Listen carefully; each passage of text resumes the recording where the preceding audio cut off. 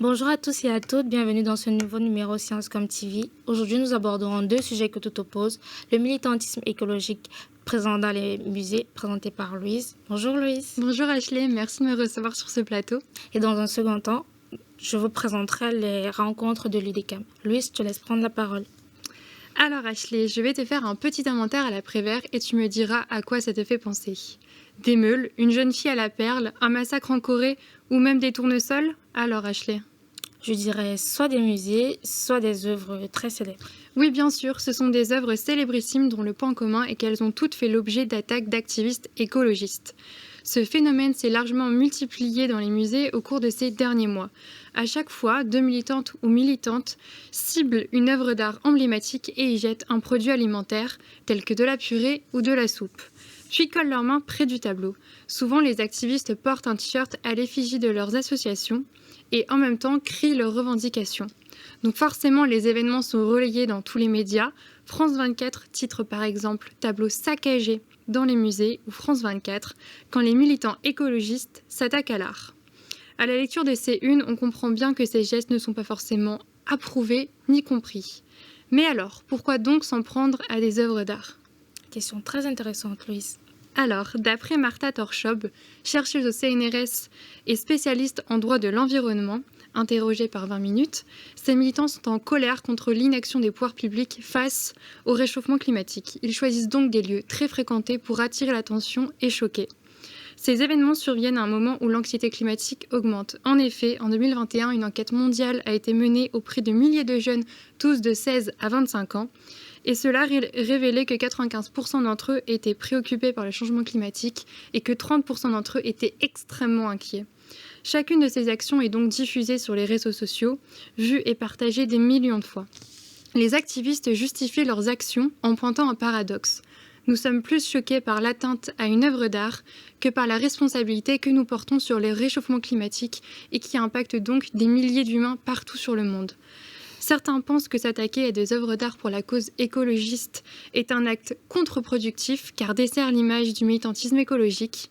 Cependant, interrogé dans les matins de France Culture, Nassim Bruno Aboudrar, historien de l'art, insiste sur le fait que les œuvres sont justement choisies car très protégées. Il ne leur arriverait donc rien. L'action serait donc purement symbolique. Pour conclure, il est clair que l'irruption de l'inquiétude climatique au sein des musées ne laisse pas indifférent. Qu'en penses-tu, Ashley? C'est clair que ce sujet est de plus en plus préoccupant. Merci Louise de nous avoir éclairci ce sujet parfois mal compris. Je m'apprête maintenant à vous faire le compte rendu sur les rencontres de l'UDECAM.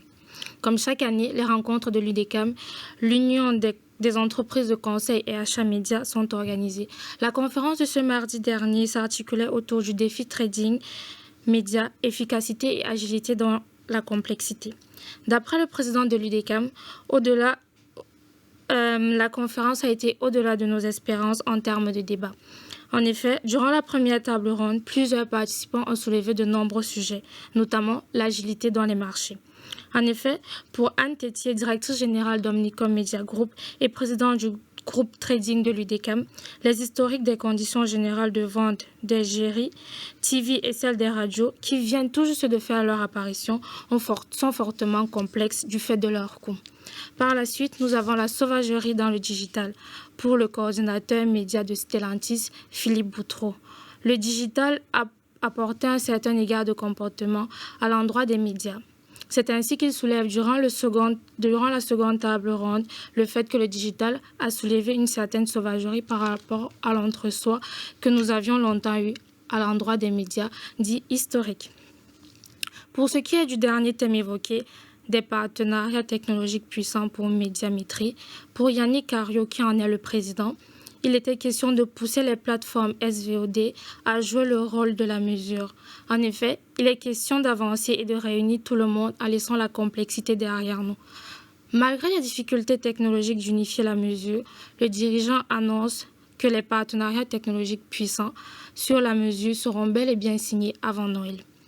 À la fin de la conférence, de nombreux débats sur la gestion et des médias et autres, le directeur général de l'Union des marques conclut en disant La productivité, ce n'est pas le sujet du coût unitaire de l'impression. Ce n'est pas cela qui nous fera gagner. Sur cette note de fin du directeur de l'Union européenne, je vous remercie, Louise, pour votre présence. Avec grand plaisir.